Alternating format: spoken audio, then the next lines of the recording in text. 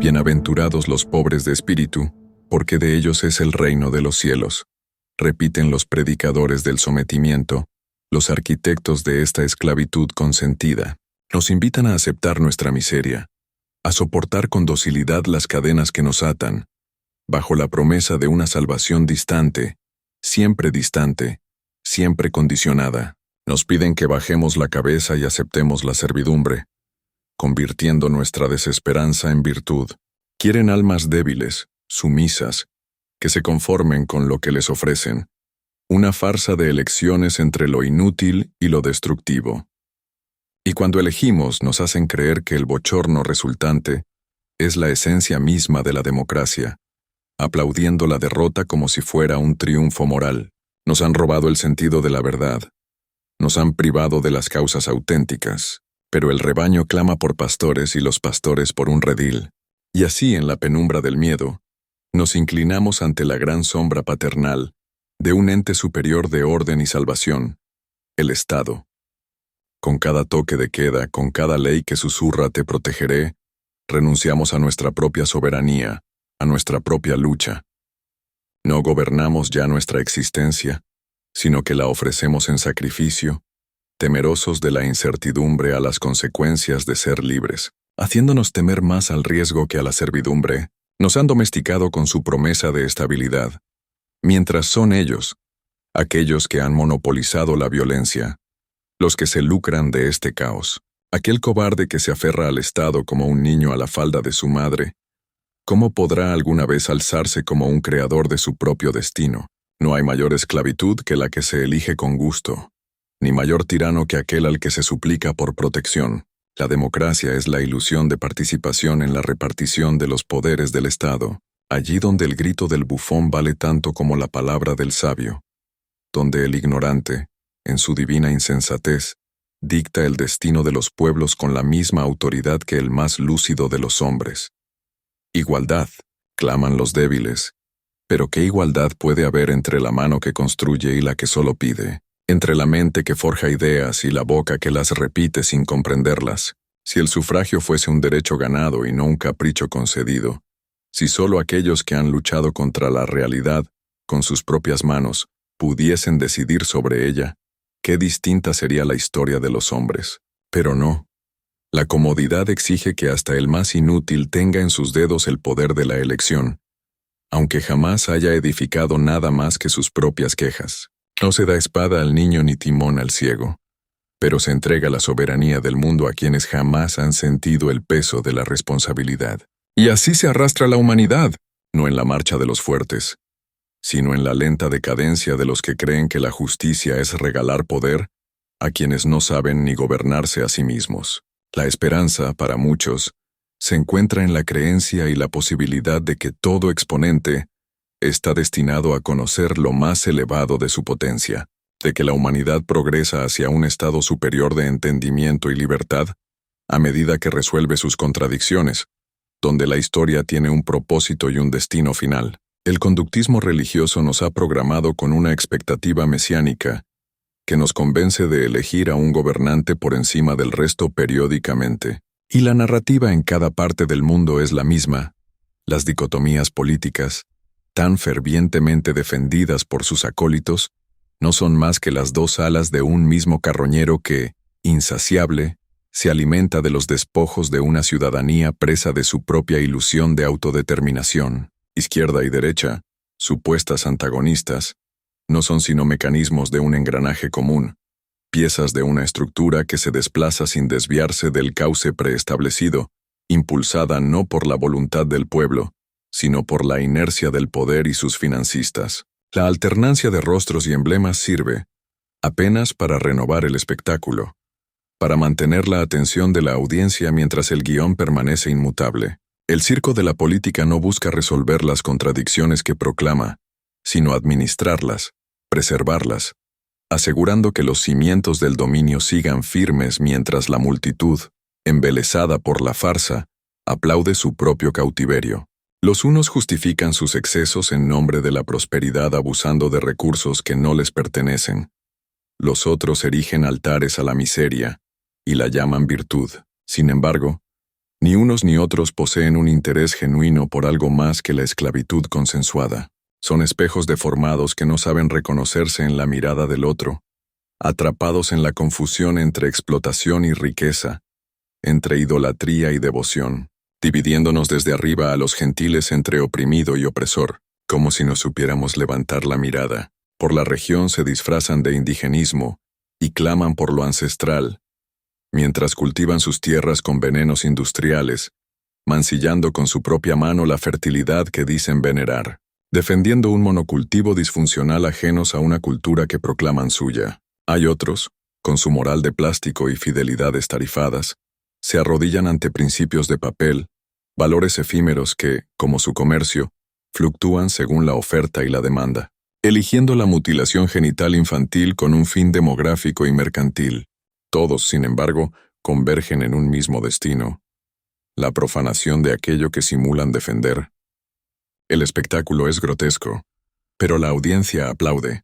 Los moralistas y los libertinos, los cruzados de la virtud y los heraldos de la transgresión, todos girando en la misma rueda, la de la politización de la carne, la de la regulación de lo íntimo. Disputan no por tu libertad, sino por la jurisdicción sobre tu deseo. No buscan emancipación ni redención, sino dominio. El caos es su moneda de cambio, el crimen su justificación. ¿Quieres seguridad? Ofrecerán más Estado. ¿Quieres justicia? Te darán más instituciones, un leviatán con tentáculos burocráticos, con cada crisis como excusa para extender su sombra. No buscan destruir la familia por principios, sino por estrategia. El padre es el primer rival del Estado. El hogar es el último bastión de resistencia. ¿Y qué mejor manera de consolidar su dominio que volverse el único patriarca, el único tutor, el único juez? Y mientras la distracción es efectiva, el circo sigue su curso. ¿Quién robó más? ¿Quién mintió mejor? Son las preguntas que nos lanzan como migajas, mientras nos despojan de la única cuestión que importa: ¿quién nos mantiene esclavos en esta danza infinita de indignación manufacturada? Si la calidad de la democracia es el reflejo de su periodismo, ¿qué nos dice la imagen que proyecta nuestra prensa? Nos arrastra a la tragicomedia de héroes prefabricados y villanos de utilería, mientras el verdadero titiritero se oculta tras la cortina, moviendo los hilos con una destreza que confunde indignación con espectáculo. Nos han llevado al extremo del autoengaño, la revuelta simulada, el vandalismo dirigido, la protesta instrumentalizada por aquellos mismos que ostentan el poder. En el teatro del gobierno moderno, el terrorismo ya no es el enemigo, sino la estrategia. Lleven terno, poncho o corbata. La vestimenta es irrelevante cuando el disfraz es estructural. Hemos delegado demasiado poder a quienes lo administran, creyendo ingenuamente que la división de poderes es un dique contra la arbitrariedad, cuando en realidad es solo una danza de espejos que nos mantiene distraídos. Nos han vendido el falso dilema de neoliberalismo contra socialismo, de capitalismo contra comunismo, cuando la verdadera trampa es la división misma, la guerra horizontal que nos impide ver el mecanismo vertical que la perpetúa. No se trata de ellos contra nosotros, ni de una pueril exhortación al idealismo ingenuo. Es más bien una advertencia contra el conformismo, una negación de la inercia que nos mantiene postrados, porque cuando tu país se vuelve mercancía y la resignación se institucionaliza, la única respuesta digna no es la sumisión disfrazada de pragmatismo, sino la preparación consciente para dejar de ser la oferta más barata en el mercado de la desesperanza. El ideal no es la masa dócil que se arrodilla ante el ídolo del Estado, sino el individuo fuerte, formado e informado, consciente de que su fuerza no depende de amos ni de tutores. Un pueblo así no suplica, no mendiga decretos ni subsidios. Se basta a sí mismo, y en su vigor se hace evidente una verdad temida por los gobernantes. Cuando hay grandeza en el individuo, el Estado se vuelve innecesario. Pero el Estado no quiere ser un siervo, quiere ser un Dios. Se reviste de omnipotencia, clama omnisciencia y exige veneración. No le basta con administrar. Anhela dictar la moral, sancionar la verdad, penetrar en la mente de cada hombre hasta que sus pensamientos sean meros ecos del dogma oficial.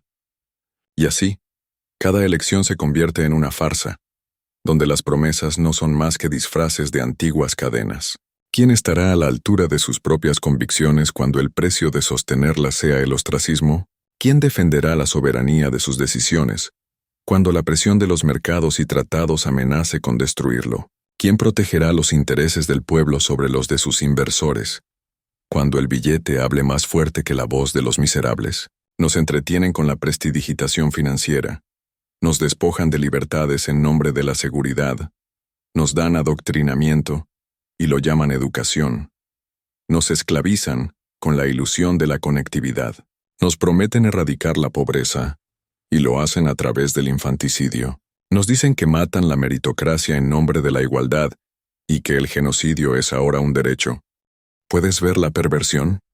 Han orinado hacia arriba y nos han dicho que es lluvia. Han cogido tu moral y le han dado la vuelta como un guante. Nos han hecho creer que la sumisión es virtud y la fuerza pecado. Pero el hombre fuerte no se entrega a estos sacerdotes de la decadencia. No mendiga derechos, no pide permiso para existir, se alza, se enfrenta, y con una carcajada desgarra el velo de la gran mentira. ¿En qué lado de la historia te posicionarás tú, que te crees espectador imparcial de la contienda? La historia, como un río caudaloso, no espera a los indecisos. Avanza inexorablemente, y mientras algunos se sumergen en las aguas turbias de la tecnocracia, donde la perfección del individuo se busca a través de la manipulación genética y la precisión de la maquinaria, otros claman por la libertad, esa abstracción incompleta y peligrosa que aún conserva algo de lo humano en su inalcanzable pureza. La pregunta no es tan simple como parece, pues la tecnocracia promete eficiencia y orden, mientras que la libertad, inestable e indomable, propone caos y multiplicidad. ¿Qué seremos entonces? ¿Máquinas perfectas que viven en armonía con los algoritmos del poder?